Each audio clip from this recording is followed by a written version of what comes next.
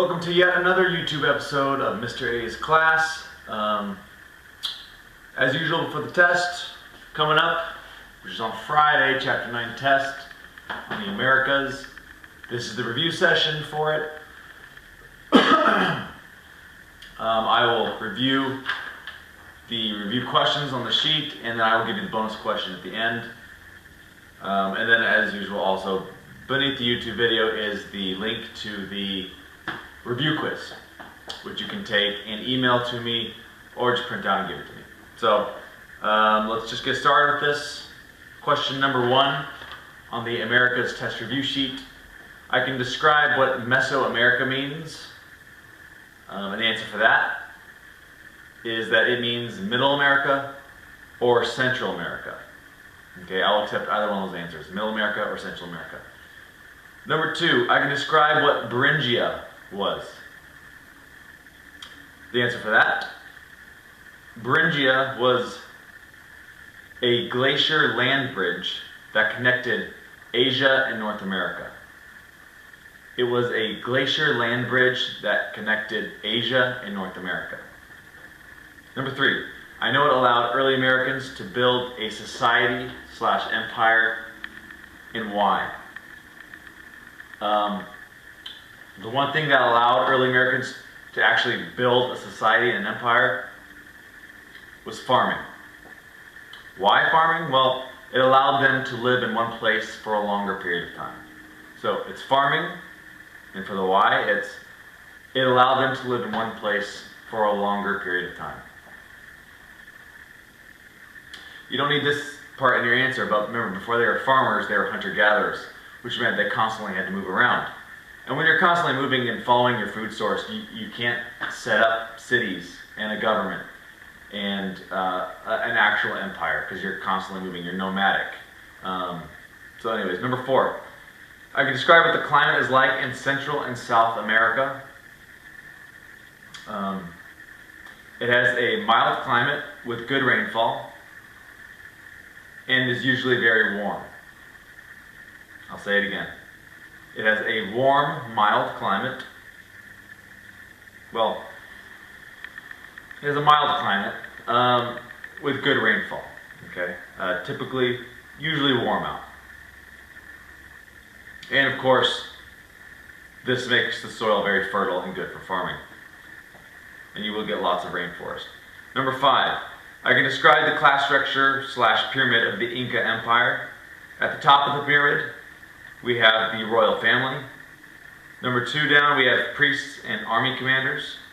3, we have skilled workers.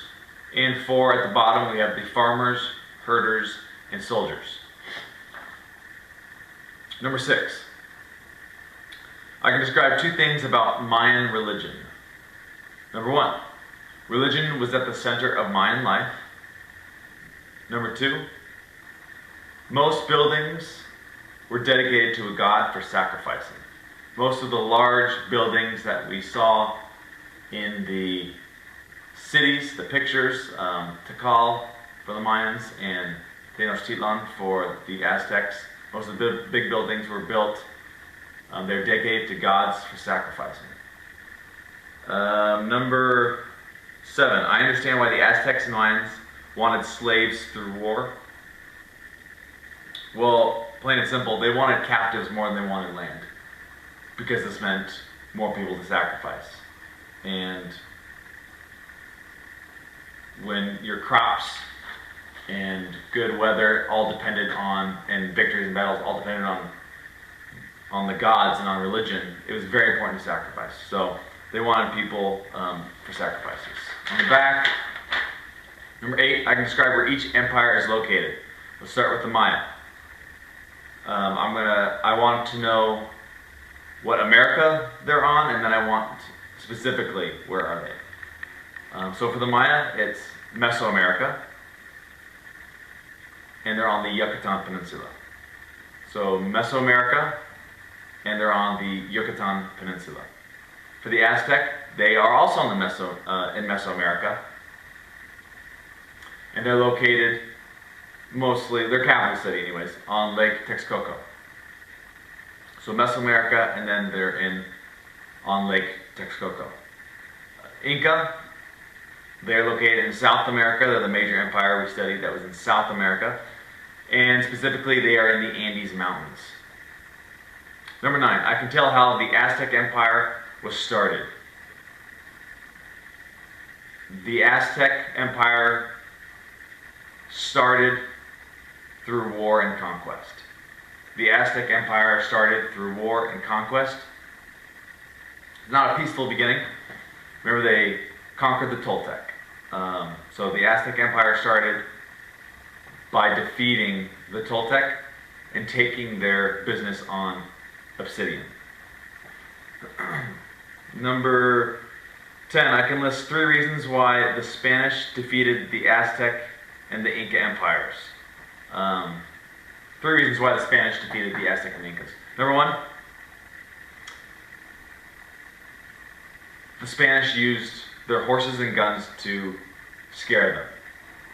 They used their horses and guns to scare them.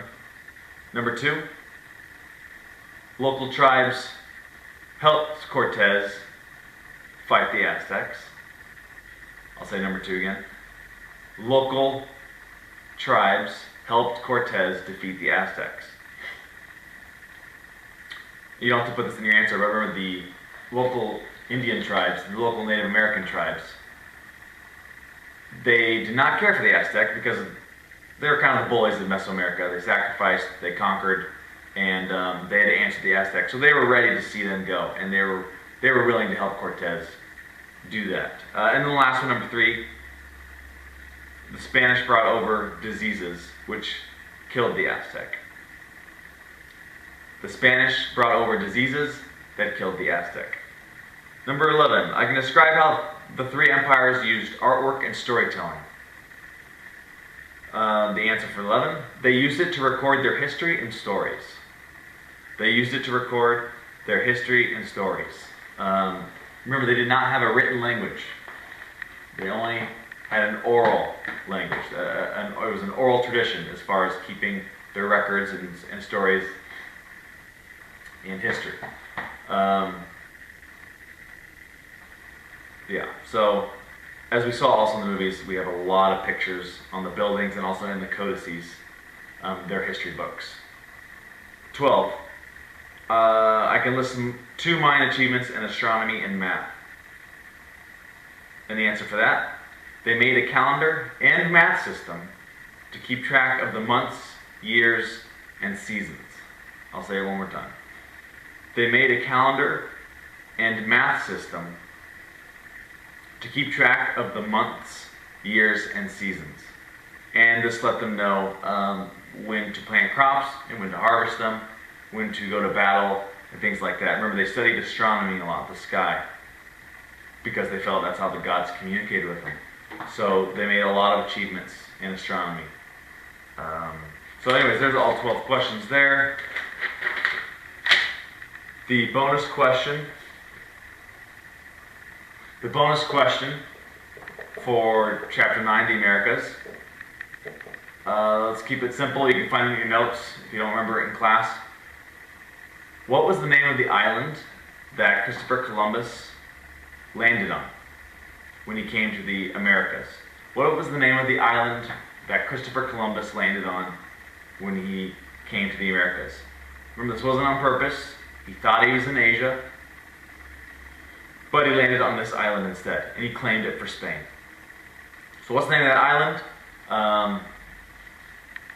Answer the review question.